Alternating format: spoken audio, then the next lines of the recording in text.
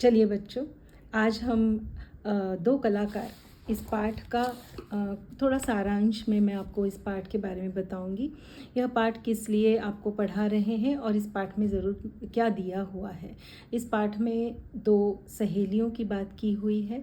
दोनों सहेलियों के विचारधारा कितनी अलग अलग हैं और इन विचारधारा अलग होते हुए भी दोनों कितनी घनिष्ठ मित्रता में हैं, और उसी के साथ साथ किसके विचारों के साथ आप सहमत होते हैं ये अंत में आपको पता चलेगा। कहानी बहुत ही सरल और बहुत सुंदर है, जिसमें हमें बताया गया है कि दोनों सहेलियों के विशेष गुणों के बारे में यहाँ पर बताया गया है।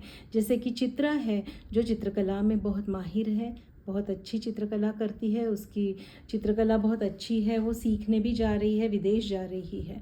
और दूसरी है अरुणा जो कि पढ़ रही है, परंतु साथ ही में उसके विचारों में यह है कि वो किसी न किसी को मदद करना चाहती है। वो समाज सेविका बनना चाहती है या अभी से बन गई है, क्योंकि वो समाज सेवा कर रही है, साथ साथ पढ़ भी रही है। इन दोनों के विचारों में जो फ़र्क है वो कई बार ऐसा हमें पता चलता है कि हम किसी के साथ में रहते हैं तो विचारों में जो फ़र्क आता है उससे अनबन होती है। कई बार विचारों में अलगाव जो होता है उससे मित्रता भी नहीं बन पाती। परंतु इस पाठ के द्वारा आपको ये बात पता चलेगी कि दोनों के विचार अलग होते हुए भी, उनके जीवन की शैली अलग होते हुए भी, उनके जो ध्येय है वो अलग होते हुए भी कैसी वो एक दूसरे के साथ है। परंतु ये साथ होना भी जो था वो एक बार उनको दूर ले जाता है। क्यों? कि वो पढ़ने चली जाती है चित्रा बाहर, और अरुणा जो है वो अपने काम में लग जाती है। जिस घटना के बारे में इस पाठ में लिखा गया है वो घटना है एक बूढ़ी भिखारन जो मर जाती है और उसके पास उसके दो छोटे छोटे बच्चे जो हैं वो बिलख कर रोते रहते हैं। अब ये जो घटना है आते जाते जो एक पेड़ है उसके नीचे घटी हुई है और वहाँ लोग खड़े देख रहे हैं। चित्रा को इस घटना में उसके चित्रकला का एक अंश दिखा और उसने एक रेखा चित्र खींच लिया। परंतु अरुणा जो कि स्वभाव से ही बहुत दयालु भी है और वो तो समाज सेविका भी बनना चाहती है, उसे इस घटना में कोई ऐसी बात नहीं पता चलती है या दिखती है। उसे बस यही पता चलता है कि ये दो छोटे बच्चे हैं जो अनाथ हो गए हैं, उनको वो अपने पास ले लेती है, उनको सनाथ कर देती है।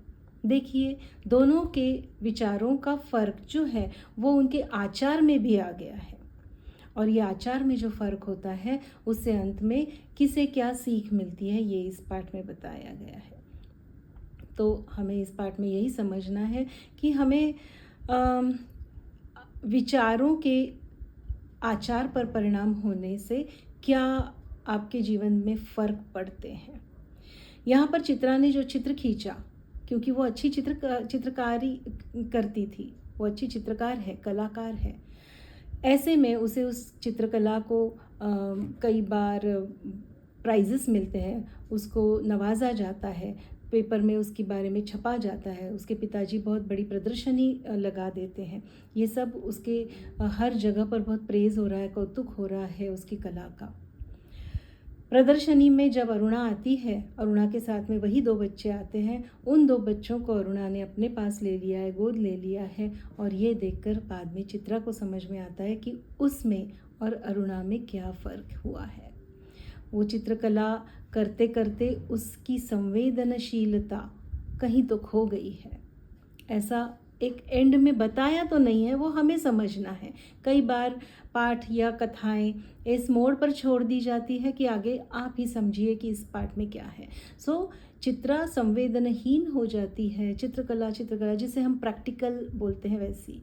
परंतु अरुणा बहुत संवेदनशील व्यक्ति है और उसे एक प्रकार का एक भान है कि उसे क्या करना चाहिए, और इस तरह इस पाठ का एंड होता है।